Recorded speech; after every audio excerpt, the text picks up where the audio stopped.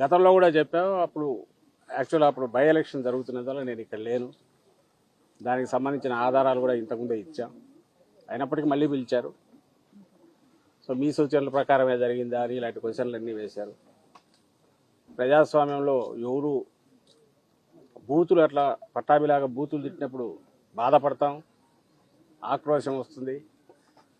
ఇందుకోసం ఆ రాజకీయాల్లో ప్రజా జీవితంలో ఉండే బాధ కలుగుతుంది. కానీ అంత అసభ్యకరంగా ఘోరంగా ఎవరు వినలేనంతగా మాట్లాడు. కానీ దాడులు పరిష్కారం అని అయితే మేము అనుకోము. అలాంటి వాటిని మా నాయకుడు కానీ మేము కానీ ఎంకరేజ్ చేయము. బట్ సంయమనం అనేది ఆ వైపు ఉండాలి. ఉంటేనే రెండో ఇప్పుడు రియాక్షన్ ఎవరన్నా, అందులో జగన్మోహన్ రెడ్డి గారు లాంటి ప్రజానాయకుడు, ప్రజల్లో బలమైన పట్టు అభిమానం ఉన్న నాయకులు, అభిమానులు చాలామంది ఉంటారు. వాళ్ళు పార్టీ కార్యకర్తలే కాదు, అన్ని రకాలుగా ఉంటారు. అలాంటి పరిణామాలు ఏం జరగకూడదు అనుకుంటే మాట్లాడేటప్పుడు సంయమనం ఉండాలి. అది ఇటువైనా అటైనా ఎవరికైనా సరే పబ్లిక్ లైఫ్లో ఉండదు. అటు రెండు కరెక్ట్ కాదని చెప్తాం. ఇప్పుడు కూడా అదే చెప్పాను. కానీ దీనికి సంబంధించినంతవరకు నేను లేని ఆ రోజు అని చెప్పినా కూడా ఈరోజు మళ్ళీ అడిగారు. తెలిసిన విషయాలు ఏమన్నా చెప్పమన్నారు.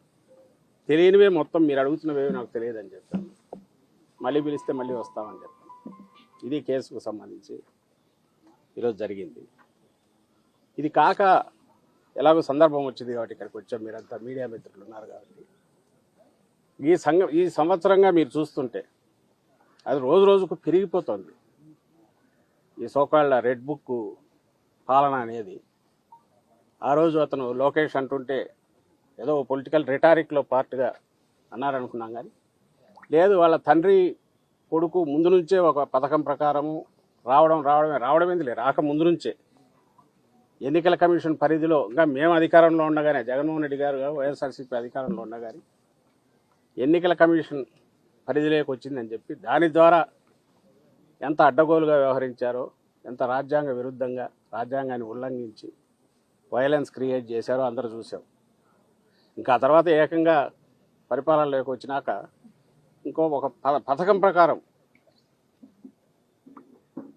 అంటే అది రాసుకోవడం, నువ్వు సంతకం పెడతావో లేదో, వచ్చిన వాడికి అక్కడ ఉండకపోయినా కేసు పెట్టడం, మేజిస్ట్రేట్ దగ్గర తీసుకోవడం, రిమాండ్కి పంపించడం, ఆ తర్వాత ఇంకోటి ఏదో పెట్టడం. దానికి ఆ టైంలో ఎవరైతే నిందితుడిగా వీళ్ళు పెడుతున్నారో వాళ్ళు అక్కడ ఉండడం అవసరంలా, లేదా రాయించిన వాడు ఎవడో వాడికి పరిచయం కూడా అవసరంలా.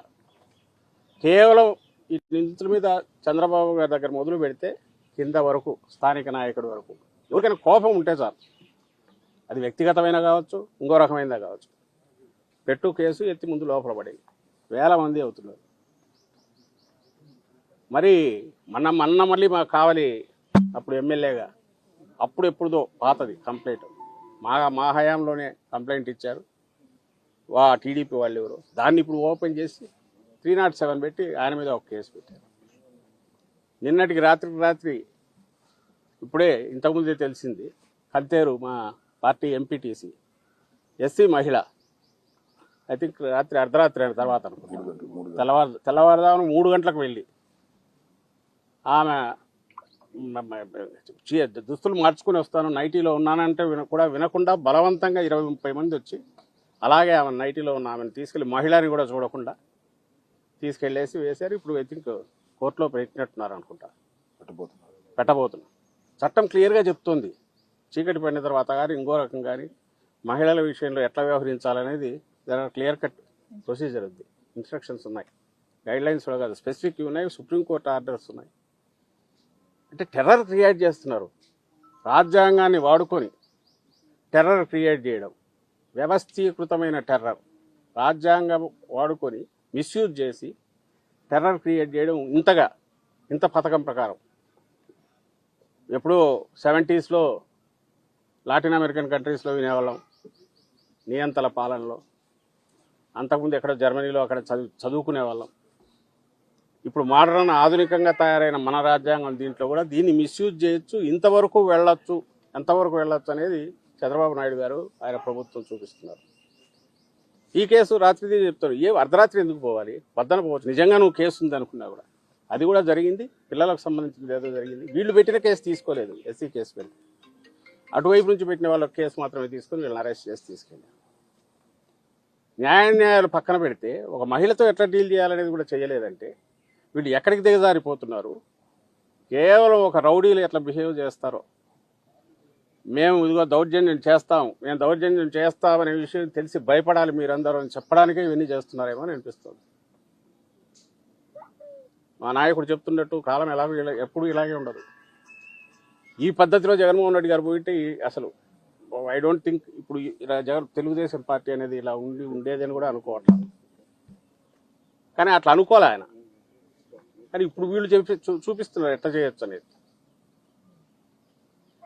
ఇది ఒక్కసారి ఇది మొదలు పెడితే ఎక్కడికి తీస్తుంది అనే విషయం ఎందుకు ఆలోచించట్లేదో నాకు అర్థం కావట్లేదు. రేపు మళ్ళీ అధికారం మారి మేము వచ్చిన తర్వాత ఇదే పని మొదలు పెడితే ఎట్లా ఉంటుంది? మీరు ఏ రిమాండ్ రిపోర్ట్ దీన్నన్నా చూడండి, రిమాండ్ రిపోర్ట్ ఏ కన్ఫెషన్ అన్నా చూడండి. మీడియా వాళ్ళని రిక్వెస్ట్ చేస్తున్నా, తెప్పించుకొని చూడండి. దాంట్లో ఏమీ అసలు సంబంధం ఉండదు. మీరు నిందితుడిగా చేర్చిన వాడికి కానీ కన్ఫెషన్ తీసుకున్నవాడు కానీ ముఖ పరిచయం కూడా ఉండదు, అయినా సరే తీసుకుంటున్నారు. రాసేయడం 11 ఏళ్ల క్రితం పోసాని కృష్ణమూర్తి అయితే 10 ఏళ్ల క్రితం ఉంటాయి, 9 ఏళ్ల క్రితంలో ఆ కామెంట్ తీసి ఇప్పుడు ఎవరికో బాధ కలిగిందంటే ఎత్తి లోపల పడేసారు, రాత్రిపూట వెళ్ళి తీసుకొచ్చి. ఇలాంటి వరుస పెడితే అన్నీ అలాంటివే. మరి ఎక్కడికి దారి తీయాలనుకుంటున్నారో, ఎక్కడికి దారి తీయించదలుచుకున్నారో అర్థం కావట్లేదు. దయచేసి ఇప్పటికైనా వాళ్ళు మానుకోగలిగితే. నువ్వు వేస్తున్న విత్తనం మామూలు చాలా ప్రమాదకరమైనది. దీని నుంచి వచ్చే చెట్టు భయంకరంగా ఉంటుంది. అది అంటే వ్యవస్థలను ఇంతగా దుర్వినియోగం చేసి చేయడం మొదలు పెట్టాక ఇది ఇక్కడతో ముందుకు పోయి దానివల్ల కలిగే దుష్పరిణామాలు ఎవరుంటాయి దానికి పూర్తిగా చంద్రబాబు నాయుడు గారు బాధ్యత వహించాల్సి వస్తుంది. రెండవది, నిన్న ఏదో లిక్కర్ స్కామ్ అదొక తప్పుడు కేసు. ఆ విషయంలో మన సాక్షి పత్రిక సంపాదకుడు ఎడిటర్ ధనంజయ రెడ్డికి వెళ్ళి, అంటే ఇంకా దానికి లిమిట్స్ కూడా లేవు, ఎక్కడికి వెళ్తున్నాము, మీడియా అనే దానికి ఉన్న మనం ఇస్తున్న ఒక మంచి పొజిషన్ కానీ పవిత్రమైన దీన్ని కానీ దాన్ని కూడా దృష్టిలో పెట్టుకోవటం. పోయింది కూడా దేనికి? ఇంకొక ధనంజయ రెడ్డి ఆయన కృష్ణమోహన్ రెడ్డి అక్కడ ఉంటారని. ఎందుకుంటారు? అసలు ఉన్నారని అనుకోవడానికి నీకు ఆధారం లేదు. నేరుగా పోవడం, తలుపు కొట్టేయడం, లోపలికి వెళ్ళడం, ఉన్నాడా అని వెతకడం. ఏమంటే మా ఇన్వెస్టిగేషన్లో part, we have that right. ఇది హెరాస్మెంట్గా ఏమవుతుంది? అందులో ఒక మీడియా ఎడిటర్ను, ఓ పెద్ద మీడియా సంస్థ ఎడిటర్ను, ఏమి ఎలాంటి ఇది లేదు, జంకు గొంకు లేదు, ఎవరేమనుకుంటారో లేదు. ఇది కరడుగట్టిన రౌడీలు మాత్రమే చేసే పని. వాళ్ళు ఇలాంటివే చేస్తుంటారు, టెర్రరైజ్ చేయడానికి. ఉన్మాదం, క్యాల్కులేటెడ్ ఉన్మాదంతో వీళ్ళు చేస్తున్నవి చాలా డేంజరస్ పరిణామాలకు దారితీస్తాయి. అది ఎందుకు గుర్తించట్లేదో చంద్రబాబు నాయుడు గారు నాకు అర్థం కావట్లేదు, లేదా ఆయన కొడుకు ఎందుకు గుర్తించట్లేదో అర్థం కావట్లేదు. ఇది ఇలాగే దారి తీస్తే, ఇలాగే పోతూ మహా అంటే ఏం చేస్తారు, జైల్లో పెడతారు. ఓకే, పెట్టుకొని కన్నా మొదలు పెడితే, అందులో వైఎస్ఆర్సీపీకి ఉన్న బలం దీన్ని దృష్టిలో పెట్టుకుంటే మీ జైళ్ళు ఏవి సరిపోవు. దీనివల్ల ఎవరు భయపెట్టలేరు.